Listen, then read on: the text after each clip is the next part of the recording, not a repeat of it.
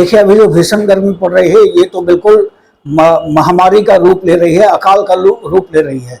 इस बार भारत में 52.5 degree 52.3 degree तक टेम्परेचर पहुंच चुका है और 56 से 60 डिग्री के बीच आदमी और पक्षी किसी का भी अस्तित्व बचना मुश्किल है। अभी आप देखेंगे कि आमतौर पे पक्षियों की चोंच खुली रह रही है, वो अपना मतलब हपस रही हैं। जल की कमी हो गई है, जलाशय सूखते जा रहे हैं।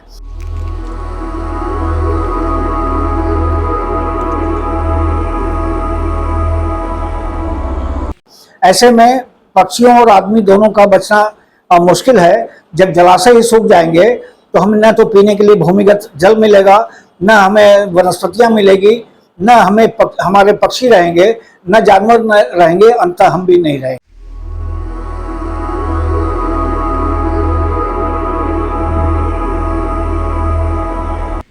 जगतपुर झील की स्थिति बहुत 2-3 वर्षों में बिगड़ चुकी है, क्योंकि उसका सबसे बड़ा कारण है यहाँ जलकुंभी बहुत ज्यादा जमा हो गई है और जलकुंभी जमा होने के बाद वो उसके पत्ते गाद के रूप में बनकर इसमें भरते जा रहे हैं और यहाँ खुला जल नहीं मिल पा रहा है, जिसमें कि पक्षी, खासकर बतख प्रजाति के पक्षी, पनकौवे या शिकारी पक्षी जो मछलियों पे जिंदा रहते हैं, ऐसे पक्षियों को जब खुला जल मिलेगा ही नहीं तो पक्षी यहाँ कहाँ से आएंगे। इतनी समृद्ध जो जगतपुर झील है, बिहार में बहुत अच्छे पक्षी स्थलों में से एक जगतपुर झील का नाम आता है।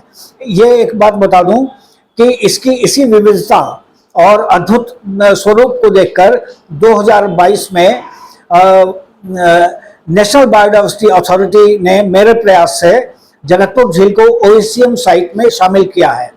पूरे देश में 14 ऐसे साइट को शामिल किया गया है, जिसमें बिहार में 2 हैं और दोनों ही भागलपुर जिले में हैं। एक जगतपुर झील, एक करवा दियारा, जहां गरुड़ का प्रजनन होता है। इनको ओएससीएम साइट में शामिल किया गया है।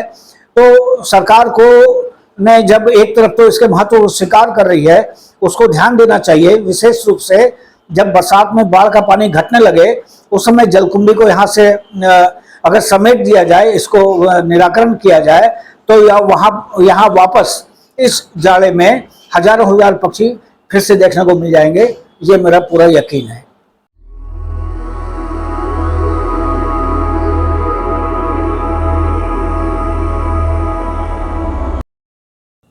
जैसा कि हम सभी लोग भी जानते हैं कि गर्मी के कारण वाटर टेबल भी हम लोगों का काफ़ी प्रभावित हुआ है।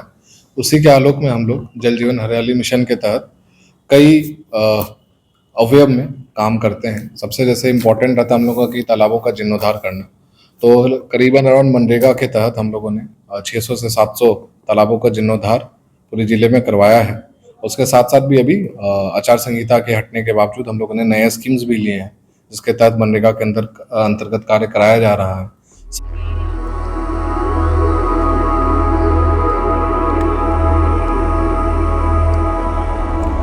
साथ में ही कृषि विभाग के द्वारा कहलगांव में एक भू संरक्षण के अंतर्गत योजनाएं ली गई है, जिसमें अमृत सरोवर इन तालाबों का जीर्णोद्धार कराया जा रहा है।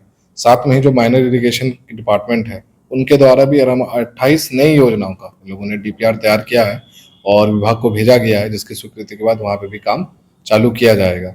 साथ साथ ही हम लोग वृक्षारोपण भी करते हैं और 5 लाख वृक्षारोपण का हम लोगों का टारगेट है इस बार। पिछले साल भी हम लोगों ने किया।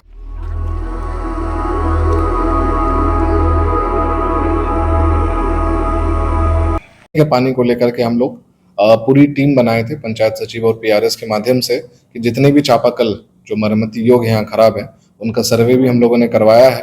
सर्वे रिपोर्ट कंपाइल किया जा रहा है ताकि हम लोग PHD विभाग से अविलंब इसकी मरम्मती हम उनके द्वारा करवाई जा सके। और साथ में भी हम लोग नल जल का रिव्यू करते हैं कि जहाँ पे भी कोई मरम्मती योग्य अगर ऐसी सूचना प्राप्त होती है तो अविलंब उसको रिपेयर कराया जा सके।